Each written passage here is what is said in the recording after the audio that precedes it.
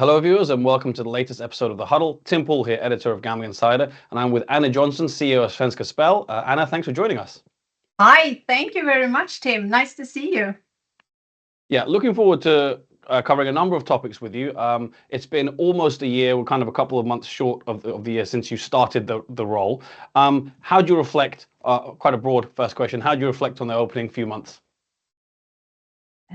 Yeah, it's have been a really interesting time. In my new role here in Svenska Spel, I've been learning a lot because I'm not from the industry, so it's lots to take in about the business and a totally new industry for me. So I have joined in also a very exciting time in Svenska Spel. They have just gone through quite big changes, including a review of the organization, going through the costs, and so to make space for the future investments.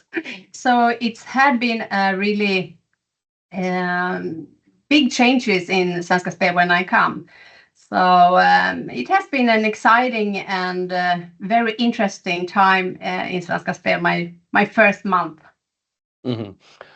So you mentioned obviously kind of a new industry to you. Previously, if I'm not mistaken, it was about 22 years at Grant Thornton. So a long time at one organization, a slightly different industry, kind of accounting, consulting, that kind of field.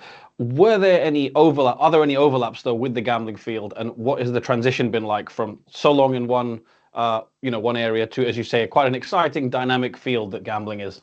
Yeah, and I really, it has been a really exciting time because it's really great coming in and learn about a new industry. But of course, I have been in the auditing industry for many, many years, in 8 years as a CEO for Grant Thornton. And my experience in leading companies that operates in a regulatory industry is I have been there before, so it's really quite easy for me to just go through. So I feel confident and experienced, even if the gambling industry is new for me. So leading companies that operate under regulation, it's where I come from. That's a pretty useful bonus because I think a lot of people from other industries might come into gambling and think there's a lot of regulation here, and that might be something that they're not used to. So I suppose that regulatory background for you is a strategic advantage. Yeah, I really feel that I have lots of experience to work in that kind of space. Mm-hmm.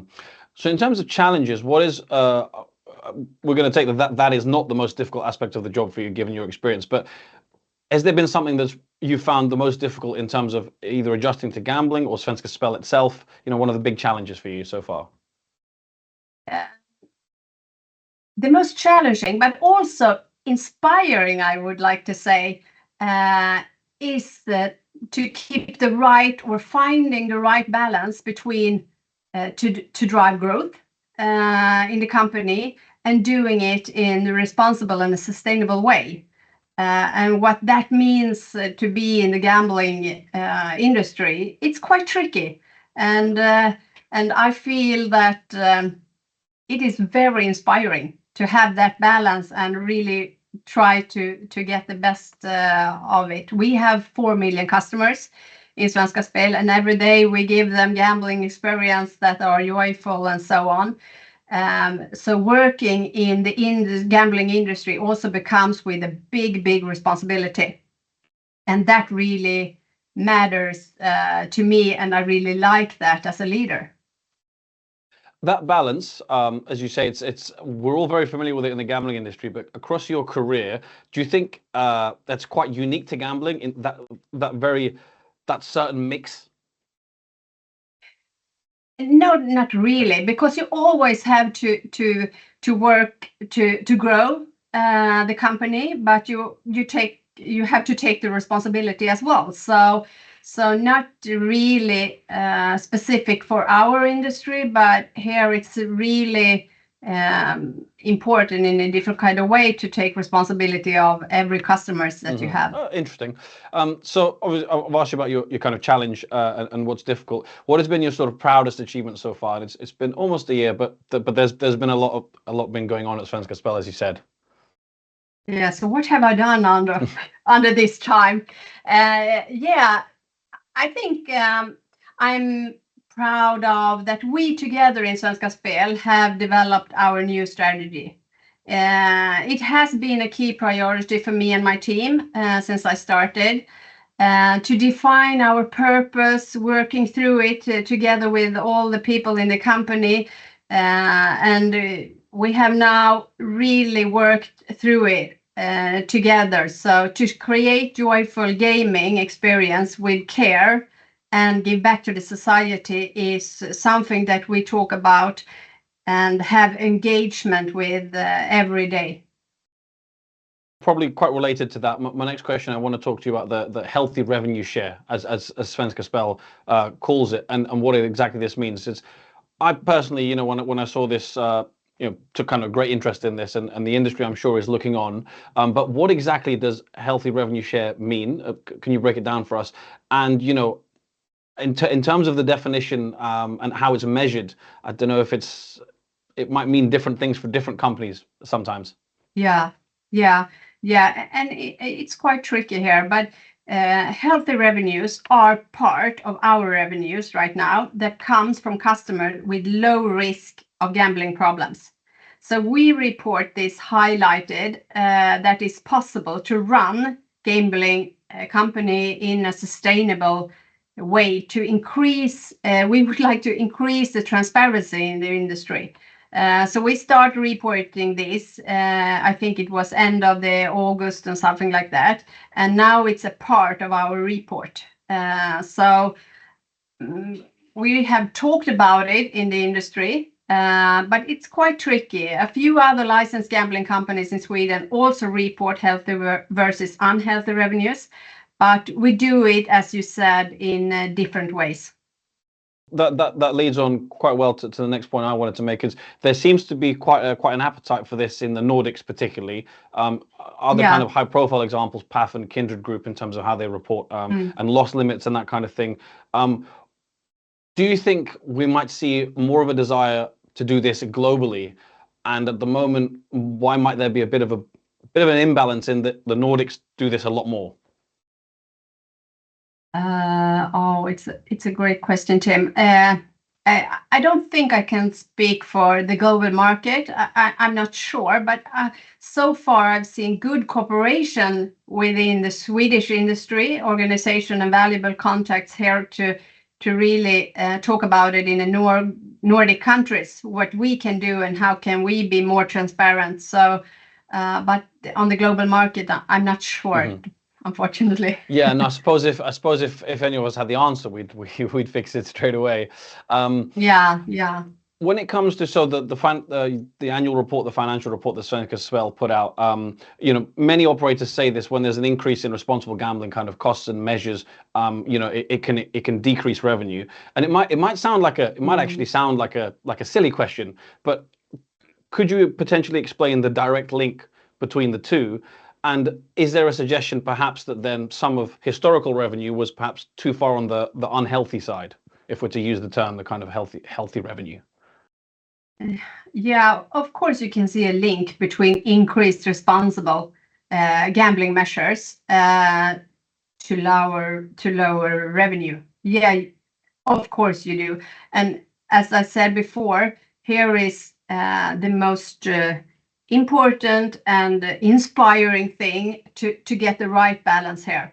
How can we measure that our customer are healthy, and how can we help them if they not are healthy? So I think unhealthy, rather revenue from customers with a higher risk of gambling problems.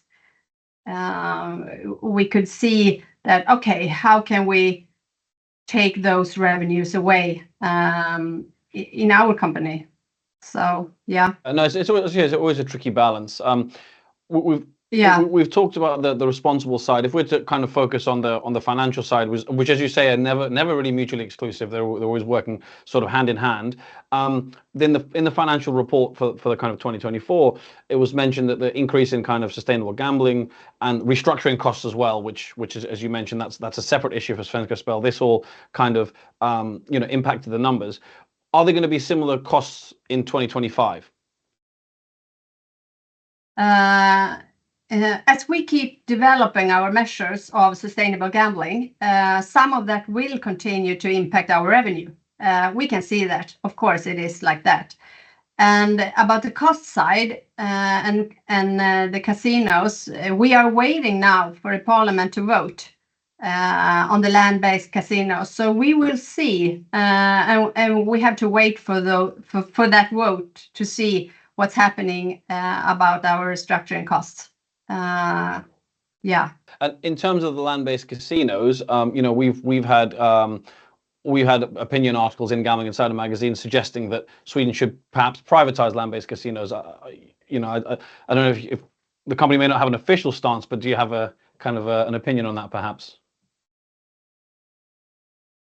Yeah, I don't know. First, we will see what the vote is saying, what it will be. So, and after that, I think it's a question to address to our owners. So, I don't have a opinion here, but we will see what's happening.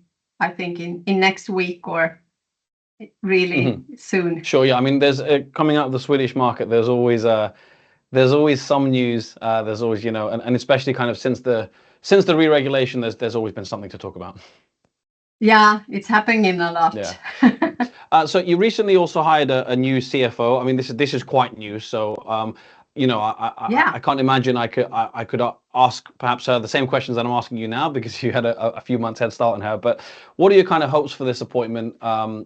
In terms of working with her as the CFO.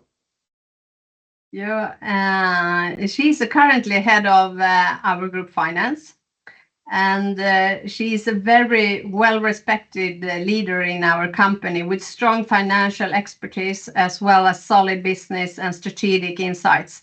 So she will bring a valuable experience, I think, in business development and change management. So I'm really looking forward to start working with her in July. And is kind of, I guess, is change management perhaps a key quality there and a key experience given everything you said that's changing at Svenska Spel at the moment? Yeah, we will see that. I think in different kind of industries right now, you always have to develop and change and work with development and change management. Yeah. So we're heading into Q2 soon, or by the time this interview goes out, it probably will just be into Q2. As CEO, what are your biggest priorities? My biggest priorities right now is to make sure that our strategy is fully implemented and that we work towards our long-term goals. So what we are talking about here, having the most satisfied customers that feel trust for us in the gaming market, make sure that all our customers play responsibly, and of course, sustainable growth. You always have to work on sustainable growth in every company that you drive. So this is my biggest priorities right now. In terms of those objectives, how would you say the company's doing at the moment right now, performance-wise? Quite good, I will say. Yeah, absolutely. But it's almost and always very important to look at the future and stay relevant for your customers. A final question from me, final kind of topic, slightly more general. Everything we've said with Svenska Spel, but also in the financial report, you made comments about the kind of the weaker economy in Sweden at the moment. For the Swedish gambling market as a whole, which we've kind of touched on as well so far, what kind of outlook could you potentially give for the rest of 2025? As you said, while many industries are under pressure right now, it's a really tough time, and the gambling sector has historically, as we see, been more resilient in tough times. You can't see that quite big changes. So, but we continue to see strong competition in the market and in the industry, in the digital space and in a fast changing market. So this puts a lot of pressure on operators right now to stay relevant and adapt very, very quickly. And I don't think it's particularly just for our industry. In every industry right now, you really have to be focusing on the future and stay relevant. So you have to have an organization that can adapt quickly. So, and if you see in our industry, one of the biggest challenges is the channelization. So this is the key to protecting consumers and maintaining trust in the regulated markets. So it puts high demands on everyone involved, I think, from operators to regulators, to make the legal market both safe and attractive in the future. On that channelization note, perhaps just a final word as we look into the rest of the year. Do you see kind of optimism, perhaps hope that rate can improve? I am an optimist, so I really think I really look at the future in an optimistic way. Mm-hmm. Well, Anna, thanks very much for your time. Really enjoyed speaking with you. And thank you very much, Tim. Yeah, best of luck with the strategy, with all the priorities you mentioned, and hope to speak to you again soon. Thank you very much. Take care. Thank you, you too. And to our viewers, as always, thanks for watching as well.